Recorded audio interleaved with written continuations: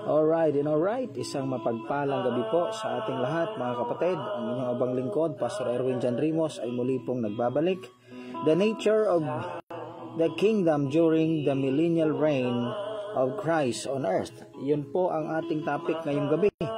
At dalangin ko na ito po ay makapagbigay sa atin ng set of ideas ano pa pag-aaral to know this topic. So, magsimula po tayo ngayong gabi sa pamamagitan ng ating pagbabasa sa ating text. Mga kapatid, ang text po natin ay matatagpuan sa Joel chapter 3, verse 15 down to verse number 21. Ang mga verses po na ito ay mix ng mga verses from the Old Testament to the New Testament na prophecy about the millennial kingdom. Okay, the 1,000 years reign of the Lord Jesus Christ. Sa pag-uumpisa po ay babasahin ko ang Joel chapter 3 verse 15 down to verse number 21. The sun and the moon shall be darkened, and the stars shall withdraw their shining. The Lord also shall roar out of Zion, and utter his voice from Jerusalem. And the heavens and the earth shall shake, but the Lord will be the hope of his people, and the strength of the children of Israel. So shall ye know that I am the Lord, your God, dwelling in Zion, my holy mountain. Then shall Jerusalem be holy, and there shall no stranger pass through her any more. It came to pass in that day that the mountain shall drop down new wine, and the hills shall flow with milk, and all rivers of Judah shall flow with waters, and the fountains shall come forth of the house of the Lord, and shall water the valley of Shittim. Egypt shall be a desolation, and Edom shall be a desolate wilderness, for the violence against the children of Judah, because they have shed innocent blood in their land. But Judah shall dwell forever, and Jerusalem from generation to generation, for I will cleanse their blood that have not cleansed, for the Lord dwelleth in Zion. So mga kapatid, kung atin pong pag-aaralan ang context ng mga talatang binasa natin sa Book of Joel, ay matatagpuan po ninyo na ito pong the sun and the moon shall be darkened ay isa po sa signs o isa po sa mangyayari doon sa coming ng Panginoong Hesus with the glory of His Father na tumutukoy po sa Battle of Armageddon na the second coming part 2. Sa mga dispensationalist, yan po ang tinawag na the second coming part 2. Yan po ay after the 7 years tribulation period, Jesus Christ will come with His angels and with the saints. So mahalaga po na alam natin yung pagkakaiba ng rapture sa Battle of Armageddon. Ang rapture at saka Battle of Armageddon ay tinawag po na second coming. Okay, muling pagbabalik. Ang rapture po ay pataas. The Lord Himself shall descend from heaven, pero yung mga believers po ay pataas. Ang Battle of Armageddon naman ay pababa, to establish the millennial kingdom on earth. Okay? So, mahalaga po ang mga katotohanan na yan sa ating pag-aaral ngayong gabi. The nature of the kingdom during the millennial reign of Christ on earth. Ano po ba ang nature ng kingdom? If you are to look at the perspective of the kingdom, ano po yung mangyayari doon? Ano yung magiging kaibahan sa panahon natin ngayon? Ano po? The sun and the moon shall be darkened. Ito po ay nabanggit sa Book of Matthew na mangyayari when the Son of Man shall come in the glory of His Father with His holy angels. Okay, so ito po ay patungkol sa second coming part 2. Ang ibig sabihin ay Battle of Armageddon, the public coming of the Lord Jesus Christ. Okay, so tingnan po natin kung ano po ang magiging nature ng mundo sa pagdating ng Panginoong Hesus sa Battle of Armageddon after the 7 years tribulation period. The verse said, verse 16 down to verse number 18 ng Joel chapter 3, And the Lord shall roar out of Zion, and utter His voice from Jerusalem, and the heavens and the earth shall shake, but the Lord will be the hope of His people, the strength of the children of Israel. Alam niyo po ba yung sinabi po sa verse 16 that the earth shall shake? Yan po ay ang pinakamalakas na earthquake. The great earthquake that will happen at the end of the 7 years tribulation period, when the coming of the Lord Jesus Christ ay mangyayari po sa Mount of Olives sa Zechariah chapter 14. The same event po yan ng Joel chapter 3 verse 16 to 18. Ano ko po nalaman? Kasi sabi po niya sa verse number 17, "So ye shall know that I am the Lord your God, dwelling in Zion, my holy mountain." Third heaven po yan. "Then shall Jerusalem be holy, and there shall no more stranger pass through her anymore. And it came to pass in that day that the mountain shall drop down new wine." Yan po ay tumutukoy na sa mangyayari sa millennial kingdom. Yung kind po ng pamumuhay na magiging doon pagdating sa reign of the Lord Jesus Christ on earth. "The hills shall flow with milk, and all the rivers of Judah shall flow with waters, and fountains shall come forth of the house of the Lord, and shall water the valley of Shittim." Welcome po, Sir Kennedy, Roa, Colorado. Marami pong salamat sa inyong presensya ngayong gabi. So from verse 15 ng Joel, "The sun and the moon shall be darkened, and the stars shall withdraw their shining." Okay, yan po ang katumbas po niyan ay nasa book of Matthew. "The sun and the moon shall be darkened, and the stars shall not give her light." So kapag inaral nyo po yung mga context na yan, yung mga collection ng terms and phrases na magkakatulad, you will know that these phrases or verses stated about the second coming battle of Armageddon. So pagdating po sa Joel chapter 3 verse 16 to 18, ang Jerusalem na lang po ang mananatili bilang isang mountain, because the earth will be shaken. Okay, the last and final earthquake, the big one, yung tinatawag po na the big one. Look at Joel chapter 3 verse 19 to 21. Hindi pa po ito nangyayari. Welcome po, Pastor Rene Frias from La Carlota City. "Egypt shall be desolation, and Edom shall be a desolate wilderness, for the violence against the children of Judah, because they have shed innocent blood in their land." Alam niyo po ba kung ano pong ibig sabihin nito? Mawawala po ang magiging wilderness ang Egypt, at magiging wilderness din ang Edom. What is Edom? Edom is Edomite, Edomin, descendant of Esau, the land of Edom, the land of the south, the southeast of Palestine. So yan po ang Edom, no? So part po yan ng Palestine. So hindi pa nangyayari ito kasi hindi pa nagiging wilderness itong Egypt at saka southeast of Palestine. So future po ito. Doon yan mangyayari mga kapatid sa millennial kingdom. Okay? So Egypt and Edom of Palestine or southeast of Palestine will be desolate wilderness. So hindi pa nangyayari maganda pa ang Egypt at maganda pa po ang south east of Palestine. Okay? Amos chapter 9 verse 13. "Behold, the day shall come, saith the Lord, the plowman shall overtake the reaper, and the trader of grapes him that soweth seed.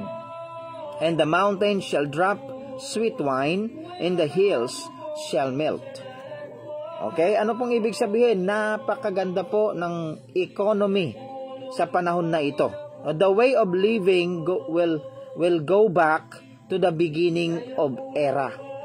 Babalik po yung way of living doon sa pinakasimple, na pagtatanim ang magiging economic basis sa buong mundo.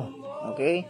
Dahil magtatanim po, reaper, Ang nabanggit po dyan ay the plowman, the reaper, the trader. Ayan, babalik po sa pinakasimpleng buhay ang mundo. Okay? So, mahalaga po mga katotohanan ito, the nature of the earth. Ano ang magiging nature ng mundo? Jerusalem will only remain after the Lord shake the earth. Joel 3 verse 16 to 18. Joel 3 verse 19 to 21. Egypt and Edom or southeast of Palestine will be a desolate wilderness. So hindi pa po nangyayari, ano? Amos 9 verse 13, the way of living will go back to the beginning era. So babalik po sa unang panahon yung paraan ng pamumuhay. Pag binasa po ninyo ang Isaiah 55, welcome po Sir Jermar Tarazona, Ma'am Lota Niminyo. Pag binasa nyo po ang Isaiah 55 verse 12 to 13, ye shall go out with joy and be led forth with peace. The mountains and hills shall break forth before you into singing, and all the trees of the field shall clap their hands. Instead of thorns shall come up a fir tree. Instead of briar shall come up a myrtle tree. And it shall be the Lord for a name, for an everlasting sign that shall not be cut off. Alam niyo po ba ang ibig sabihin nito? Wala na pong magiging mga parasitic herbs or plants. Wala na pong magiging mga damo-damo na siyang papatay sa mga productive na mga tanim. No more thorns, mga kapatid, ang panahon na ito. No more war. Okay? The nature of the earth. Yan po ang magiging nature. Ngayon, ang dami po ang mga herbicides dahil hindi pa po millennial kingdom. And to those who are believing in a preterist belief na tapos na daw lahat sa Bible, wala ka nang aantayin, tapos na. Wala pa po ito sa history na wala nang mga thorns and thistles. Wala na ba? Mayroon bang history na nawala ang mga damo na salot sa mga pananim? Hindi pa, wala pa pong nangyayaring ganyan. So sa millennial kingdom po yan mangyayari. Yan po ang nature ng mundo. The human nature. Ano yung nature ng human sa millennial kingdom? Ano po ang kanilang magiging ugali ng mga tao? Look at Micah chapter 4 verse 1 to 4. But in the last days it shall come to pass that the mountain of the house of the Lord shall be established on the top of the mountain, and it shall be exalted above the hills, and the people shall flow into it, and many nations shall come and say, Come, let us go into the mountain of the Lord, that is the mountain of Jerusalem, and to the house of God of Jacob, and he will teach us his ways, and we will walk in his paths. For the law shall go forth of Zion, and the word of the Lord from Jerusalem. Ayan po. The center of government of the King of Kings will be Jerusalem. And he shall judge among many people, rebuke strong nations afar off, and they shall beat their swords into plowshares. Wala na pong giyera dahil gagawin na ng mga tao ang kanilang mga espada ay gagawin nilang mga agricultural plowshares, and their spears into pruning hooks. Nation shall not lift up a sword against nation. Wala pong giyera, walang mag-aaway. Neither shall they learn war anymore. Hindi na nila alam kung paano mag-aaway. But they shall sit every man under his vine and under his fig tree, and none shall make them afraid, for the mouth of the Lord of hosts had spoken it. So hindi pa po ito nangyayari. Wala pa pong ganitong nangyayari. Mangyayari po itong mga ito sa millennial kingdom. Kaya kung gusto mong maghari, huwag ka maghari dito sa lupa ngayon. Kasi ang pinakamagandang pagharian, yung millennial kingdom. Walang giyera, wala pong mga addict, walang mga mandurugas, magkakaroon ng tahimik na mundo. Welcome po, JK Damewend Vlog. Alright, so yan po ang magiging nature ng tao. Hindi na mag-aaway. Saan yan? Sa Millennial Kingdom. Ngayon, kahit na isang comment lang, pinag-aawayan. Isang statement lang, pinag-aawayan. So, hindi po ito ang kaharian na gusto nating pagharian, ano? But we are going to be in the Millennial Kingdom if we serve the Lord faithfully. Number 3 po, the nature of animal life. Ano po ang magiging nature ng mga hayop sa Millennial Kingdom? Okay, Isaiah 11 verse 6 to 9. The wolf also shall dwell with the lamb, and the leopard shall lie down with the kid, and the calf and the young lion and the fatling together, and the little child shall lead them. Tingnan po ninyo yung nature ng mga hayop, ano? Nabanggit po ang wolf. Sasama daw yung wolf sa lamb. The leopard shall lie down with the kid. Yung leopard sasama po sa anak ng sa anak ng kambing, kid. And the calf shall and the young lion and the fatling together, and the fatling together. Tingnan po ninyo, yung calf anak yan ng cow. Kasama niya yung young lion. Okay? Ma'am Miriam Sarona Cardiente is with us. Kasama niya. At yung naglilid sa kanila, batang paslit. Hindi na po nananakit ang mga hayop sa Millennial Kingdom. Hindi nangangagat ang wolf, hindi nag-aaway ang lion at saka tiger, at hindi nila sinasaktan ang calf and kid. Okay? So, ganyan po ang magiging buhay. Kaya masarap kapag ikaw ay napunta doon, nakapasok sa Millennial Kingdom. Welcome po, Tita Suset Torimonia. Okay? Tuloy po nating basahin, mga kapatid. And the lion shall eat straw like the ox. Ang lion po ay kakain na lamang ng mga damo-damo kagaya ng sa mga cow o sa mga ox. Hindi pa nangyari yan sa history, mga kapatid. Kasi mangyayari po yan sa Millennial Kingdom. Okay? So, ano po ba itong Millennial Kingdom? It is the 1,000 years millennial reign of the Lord Jesus Christ on earth after His second coming, Battle of Armageddon, after the 7 years tribulation period. Okay, welcome po, Lance Mapa. Another verse, 8, Isaiah 11:8. And the suckling child shall play in the hole of the apes, and the wen child shall put his hand in a cockatrice den. Ito pong mga binanggit na ito ay mga poisonous insects po ito. Pero maglalaro lang daw yung batang maliit, batang paslit, sa mga notorious na mga venomous, poisonous insects na ito. Sa panahon po yan ng Millennial Kingdom.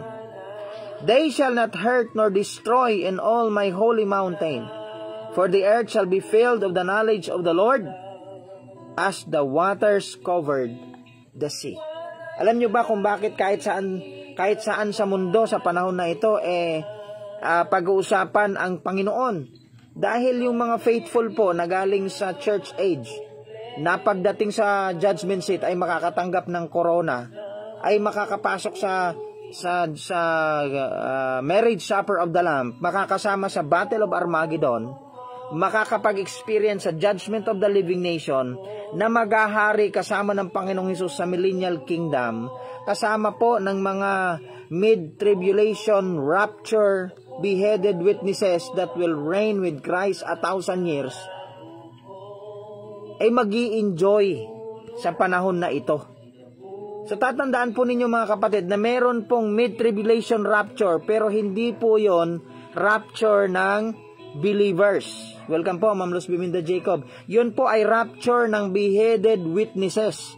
Kaya totoo po na magkakaroon ng mid-trib rapture. Pero ang mararapture ay hindi po church. hindi po believers. Ang mararapture sa gitna ng tribulation period ay mga beheaded witnesses. He that endureth unto the end, the same shall be saved.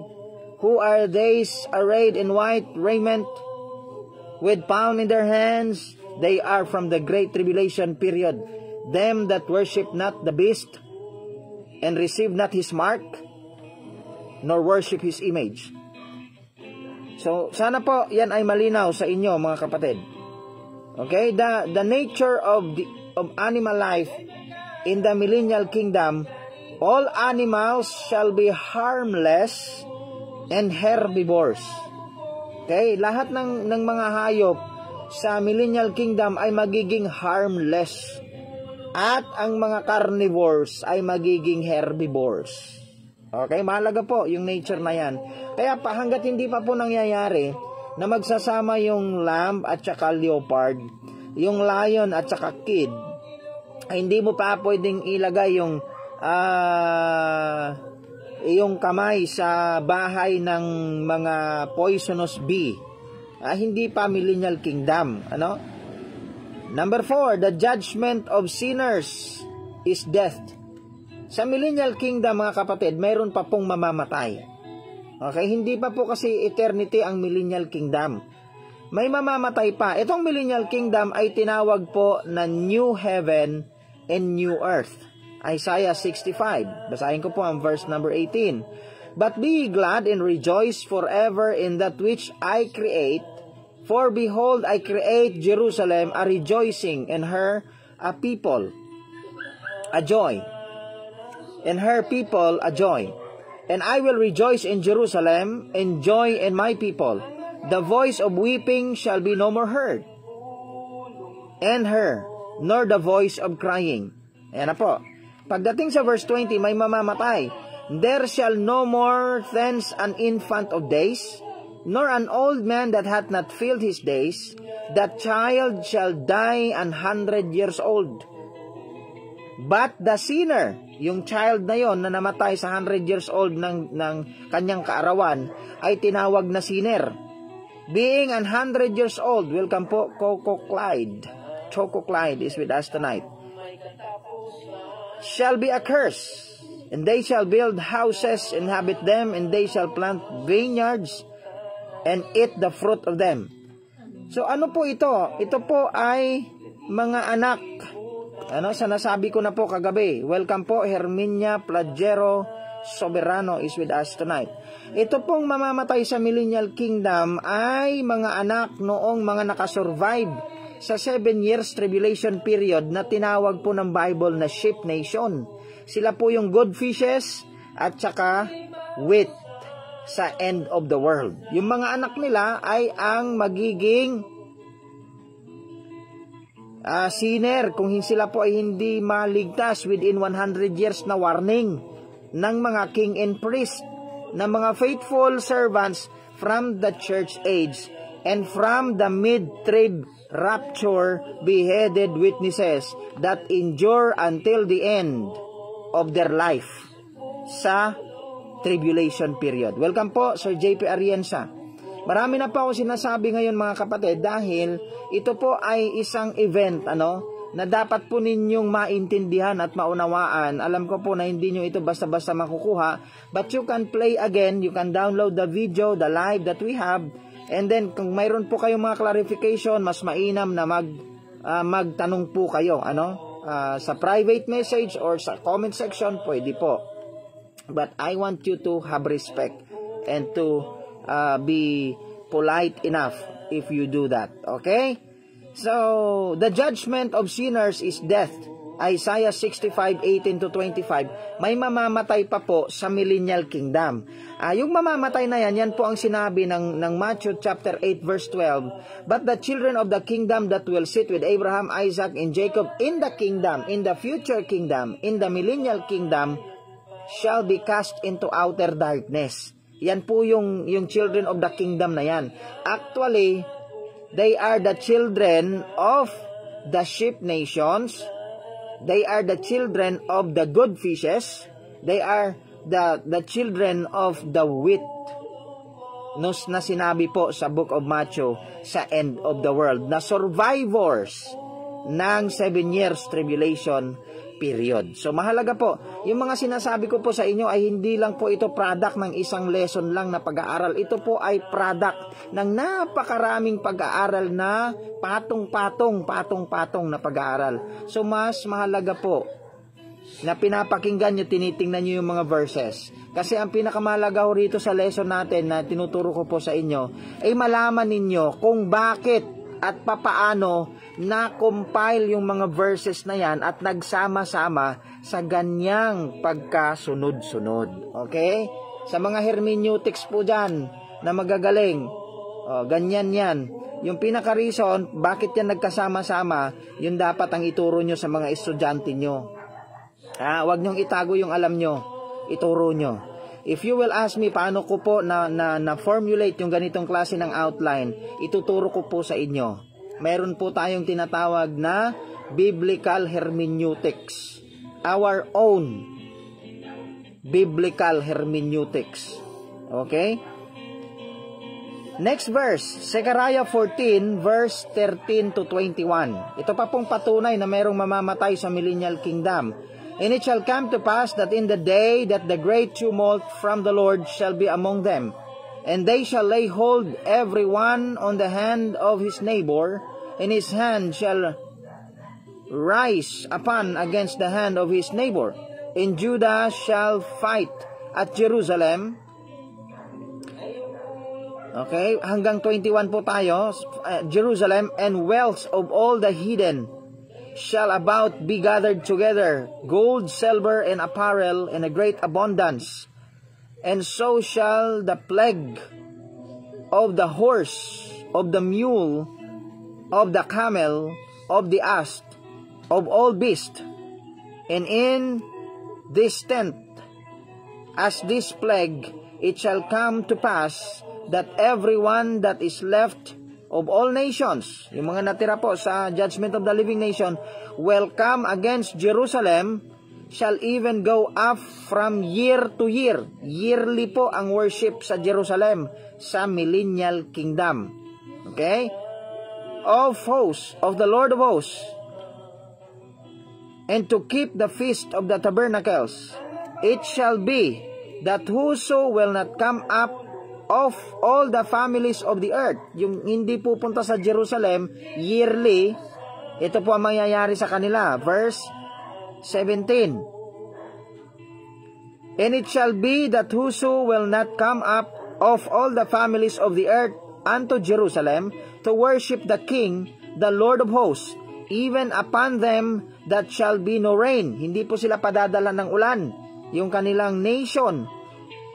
If the family of Egypt go not up, mayroong mga Egyptians pala na maliligtas, and come not, that have no rain, hindi bibigyan ng ulan, and there shall be no the plague wherewith the Lord will smite the heathen that come not up to keep the feast of the tabernacle.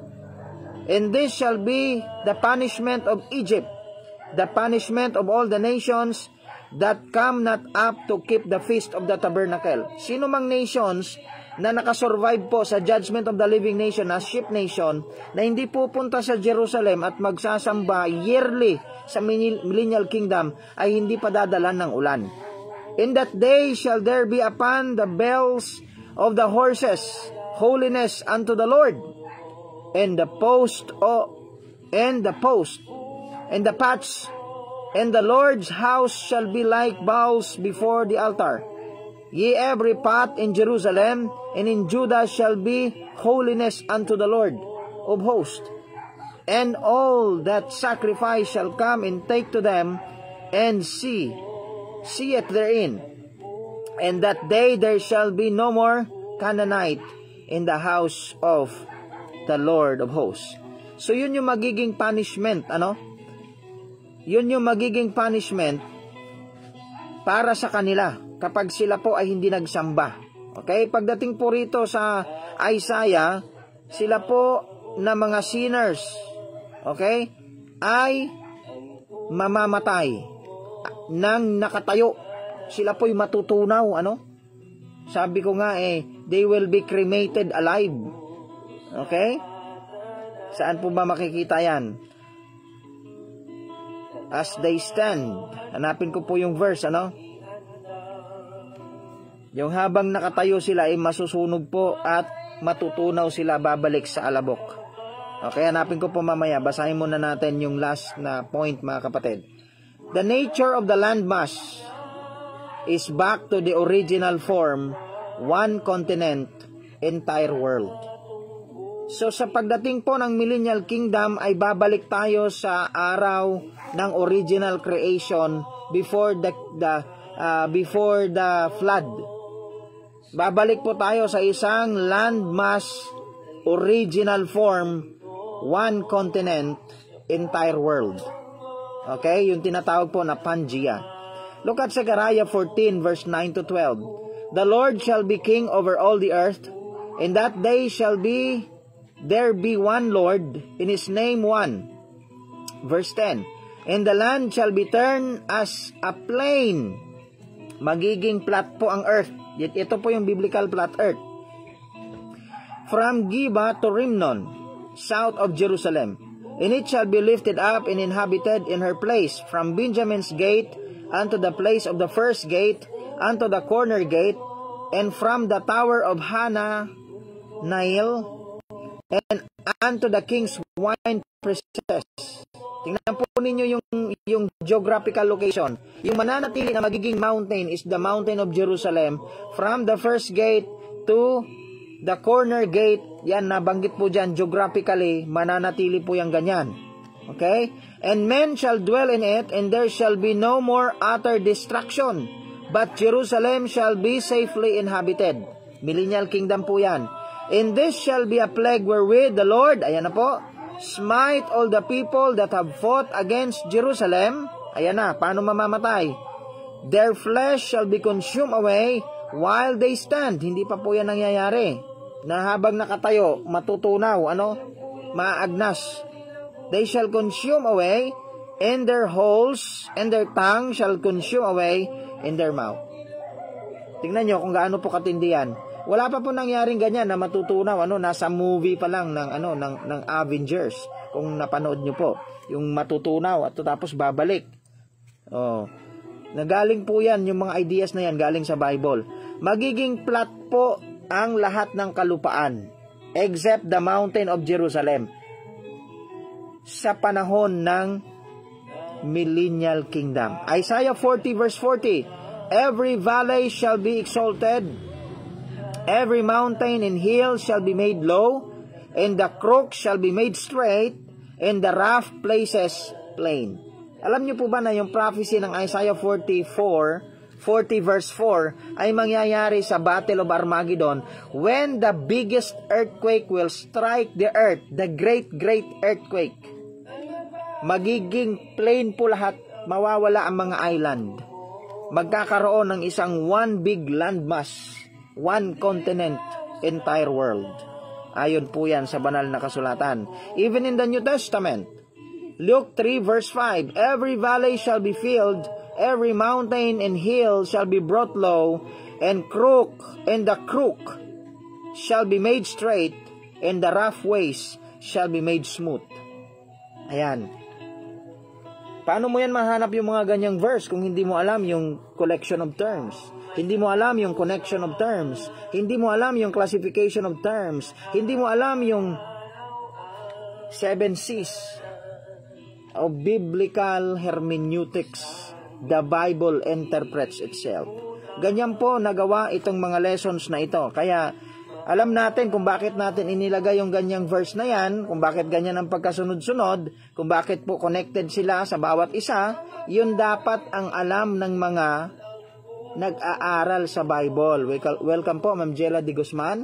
And minsan, hindi na po yan na ituturo Hindi na po na ituturo yung precept upon precept, line upon line, here a little, there a little. Yan po talaga ang biblical hermeneutics. Huwag kang gumamit ng komentary. Gumamit ka ng verses to verses, cross-reference to cross-reference, text to text, context to context, content, context, cross-reference, Dapat nakukuha mo yan. Dapat po yan ay nagsisynchronize. Yan ay they build each other. Ano yon? Content, context, and cross-reference. Dapat matibay yung tatlong yan. Kapag hindi, magkakamali ka sa iyong biblical interpretation. Imbis na biblical, heretical interpretation. Kung pagka tinanong nyo po ako bakit ganyan yung mga outlines natin, I can show you how I search about it. I can show you why I put that verse in the same group. Dahil personal talaga nating inaral, ano? We have professors na nagturo sa atin, hindi naman natin dinidinayan, pero for the sake of their privacy, inaako ko po lahat ng responsibilidad sa itinuturo ko dito sa social media. I accept all the blame. I stand on my own. I am an independent, free-willed teacher of the Word of God. And I take full responsibility of whatever I teach in the social media. Hindi mo naman masasabi yan kung hindi ka you are not dedicated to your calling, kapatid. So, mahalaga po itong lesson natin. Yun yung nature, Kaya kung mayroong pangangarapin or kung gusto mong pangarapin na maging hari o magkaroon ng dominion, wag dito sa mundo ngayon. Wag kang maging dominant dito ngayon. Kasi wala hindi maayos ang mundo. Kahit ng Pilipinas hindi maayos, yung community hindi maayos. It is not a safe place for us. But if you read the verses that we have studied tonight, at namnamin mo yung nature ng millennial kingdom, nako, maglilingkod ka ng matapat kasi sayang kapag hindi ka nakasama sa millennial kingdom. Biruin mo, ganito yung klase ng kingdom, tapos ikaw ay maghahari, you will be king and priest. Kaya sigurado na hindi po makakasama sa millennial kingdom yung mga pasaway na mga Kristiyano. Yung mga mananampalataya na puro pasaway yung ginagawa. Welcome po, Pastor Ismael Torrico. Hindi makakasama yan sa millennial kingdom. Ano yung ituturo nila? Wala nga silang alam sa Bible. In the millennial kingdom, if you are faithful, you'll receive the crown of righteousness, crown of glory, crown of life, crown of rejoicing, crown of gold, silver, and precious stone. Sa judgment seat of Christ, makakapasok ka sa marriage supper of the Lamb. Yung crown na yun, gagamitin mo yun sa millennial kingdom. Anong gagawin mo sa millennial kingdom? Hindi ka mag-i-enjoy doon. You will be king and priest. Dalawa yung magiging responsibilidad mo. Kung hindi ka marunong mag-share ng kaligtasan, kaya may mamamatay pa sa millennial kingdom. Alam niyo po ba kung bakit? Bakit may mamamatay 100 years old? Kasi may makakapasok po sa millennial kingdom na pasang-awa. King and priest. Pero pasang-awa. 75 yung grado. Yung crown niya ay crown of precious stone. Third class crown. Hindi gaanong magaling na mag-persuade ng mga tao about the Word of God. O kaya, yung mga pulpol na tinuruan nila 100 years na pagtuturo, hindi pa rin nila natanggap ang kaligtasan. Napunta sa impyerno, napunta sa outer darkness, Matthew 8 verse 12. Children of the kingdom, faithless, future children of the future kingdom, millennial kingdom. Kaya ngayon pa lang, aralin mo na ang salita ng Diyos. Kasi anong ituturo mo sa millennial kingdom kung wala kang alam? Kung hindi mo alam yung soul winning, paano maligtas ang isang tao? Tapos gusto mo maghari ka sa millennial kingdom ni John 3:16, hindi mo alam. Kahit na ihambalos na sa mukha mo yung John 3:16, hindi mo pa rin alam yung pag-ibig ng Diyos. Di ba? Kaya marami po maiiwan sa judgment seat. Maraming mapupunta sa outer darkness. Lalong-lalo na yung mga kapastoran, lalong-lalo na yung mga ministers, lalong-lalo na yung mga religious leaders na ang kanilang kinamkam ay hindi po ang kaharian ng Diyos, kundi ang kayamanan ng Diyos. Yung kinamkam nila is pera. Yung ministry nila, pera-pera na lang. Kaya ang yayabang ng mga pagmumukha nila kasi may pera sila. Hindi po masama ang pera. Hindi masama. Pero kung yung utak mo, laman ng utak mo, pera na lang, hindi na ministry, patay ka dyan pagdating ng panahon. Na? Sige, lukuhin mo yung sarili mo na basta't ligtas ka, may reward ka na, may crown ka na. Lukuhin mo sarili mo. Huwag mong aralin ang salita ng Diyos. Lukuhin mo sarili mo. Tingnan natin kung sino ang magsisisi bandang huli. Pasasalamatan mo ako balang araw. Ha? Kapag sineryoso mo ang paglilingkod mo sa Diyos dahil sa laki ng gantimpala na nag-aantay sa'yo at sa laki ng mawawalang gantimpala kapag nagluko ka. Alam mo kung bakit kahit na anong sabihin mo at anong gawin mo, hindi kita sinasabihan ng kung ano-ano? Kasi sayang yung reward ko kung magsasabi ako ng mga salita na hindi ko naman napatunayan at wala namang ding mangyayari kahit na ano pang sabihin sa'yo na ikaw naman hid ka, na wala kang puso. So ganyan po mga kapatid, I know what I'm talking about and I am thankful na alam ko po itong mga bagay na ito. Ito po ang dahilan kung bakit you cannot stop me even if you try to kill me. Ganyan po yan. If you want to have the same confident, the same bigat na mapa sa'yo, aralin mo yung salita ng Diyos. Aralin mo kung gaano kaganda ang Millennial Kingdom. Welcome po, Pastor Joby Cornelius. Alamin mo kung gaano kabigat ang reward at gaano kabigat ang ating accountability.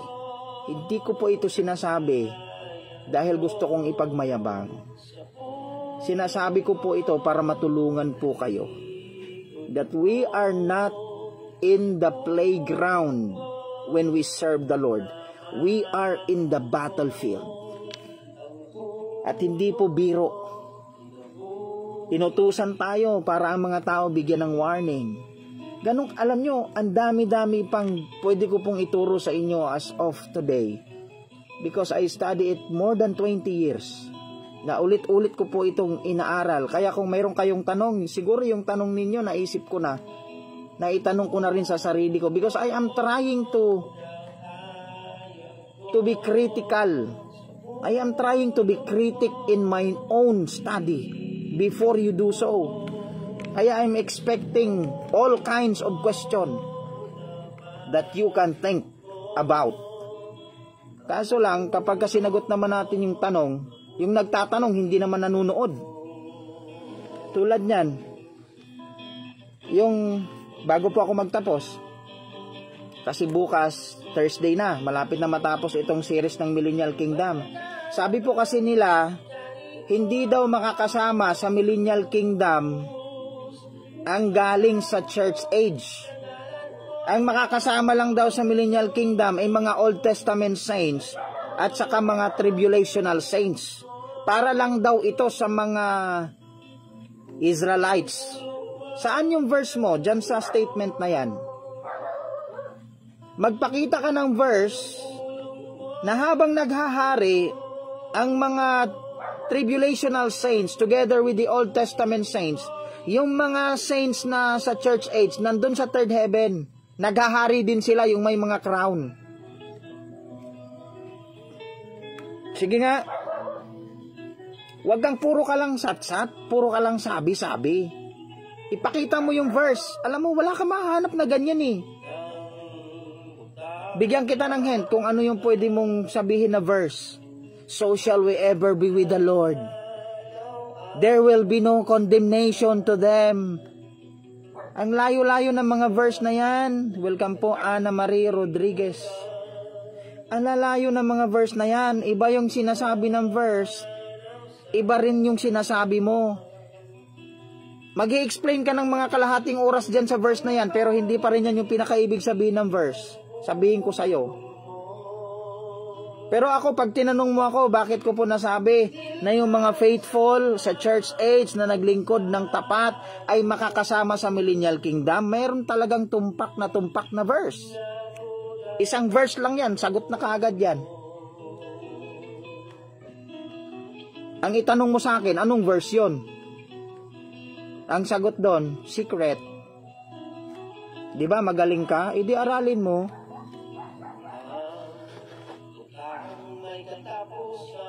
So, ganyan po mga kapatid. The nature of the earth, there will be peace and prosperity sa mundo. And then, pagkatapos po nun, the nature of human, wala nang away. Makakalimutan nila ang pag-aaway. The nature of animal life, harmless and herbivores na po. Ang judgment, may mamamatay pa, 100 years old ang edad. The nature of the landmass is back to one continent, entire world. Ang buong mundo ay magiging plain. Lahat ng bundok ay mawawala. Lahat ng malalim na mga bangin ay mapifield. Lahat ng mga rough places ay magiging plain. Prophecy po yan sa Bible. Magiging one continent, flat earth, only the mountain of Jerusalem will be exalted. Tanungin mo sa akin yung verse, nasa outline po natin sa Facebook. Basahin mo yung mga verse na yon. Basahin mo yung maawa ka sa sarili mo. Basahin mo, no more mountains, no more valley, every landmass will be plain, flat earth. Iba po yung pagkaunawa ng mga flat earth believer. Actually, yung kanilang flat earth mindset mali. Yan po ay semi-spare earth believer. Kasi dinrawing nila yung earth, kalahating spare, tapos flat yung sa taas. Mali. Mali yan. Pag sinabing earth sa Bible, landmass. And the Lord called the gathering of the land, earth, and the gathering of the water, seas. Balik ka sa Genesis, ano ba yung pinakaibig sabihin ng word na earth? Hindi mo alam, landmass yun. Hindi yun globe. Yung globe na sinasabi mo na parang pabilog na sphere, ang tawag po dyan, circle of the earth. Oh, pati term na ginagamit ng mga scientist, mali. Ganyan po ang pag-aaral ng salita ng Diyos. Okay? So marami pong salamat mga kapatid. If you have some questions, clarifications, you can leave your comment on the comment section. Ayan, Pastor Ernesto Magtulis kasama natin ngayong gabi. Marami pong salamat. Pakinggan nyo po at basahin nyo yung mga verses. I-compare nyo po yung mga verses. Marami kayong matututunan. You need to know the verses that is connected to each other. Ang tawag po doon ay cross-reference. Okay? Pag nag-aral po kayo ng Bible, subukan nyo po yung hanapin yung term. Magkakatulad na term. Collection of terms. Connection of terms. Classification of terms. Conclusion of terms. Ano pa yon? Basta 7 po yon.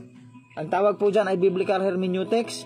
Collection. Hanapin mo lahat ng day of the Lord. Halimbawa, day of the Lord, day of the Lord, day of the Lord, day of the Lord. Gamit ka ng concordance. Lahat ng day of the Lord, hanapin mo, makikita mo, iba-iba. Isa pang halimbawa, yung Kingdom of Heaven. Yan, yung word lang na Kingdom of Heaven. Pag inaral mo yung Kingdom of Heaven na yan, Kingdom of Heaven, galing sa Matthew hanggang matapos po sa Revelation, makikita mo na yung Kingdom of Heaven mayroong 7-fold meaning. 7 po ang kanyang ibig sabihin na magkakaiba ang context. Kung may magtatanong sa'yo about that, masasagot mo kasi yung pag-aaral mo ay from beginning to end. Pero kung yung pag-aaral mo, talon ka ng talon, tapos yung binabasa mo lang, the answer, at saka yung binabasa mo is yung ano pa yon, the answer na may pinakasikat. Wilmington, yan, Wilmington, tapos Matthew Henry, mga ganyan, yan yung pinagbabasihan mo. Hindi yan Bible. Ang tawag dyan, Christian literature, tapos, komentary. Hindi yan Bible, wag kang umasa dyan. Si Scofield nga, may mali.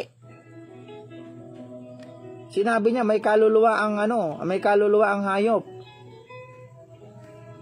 Nakatulad nung sa tao.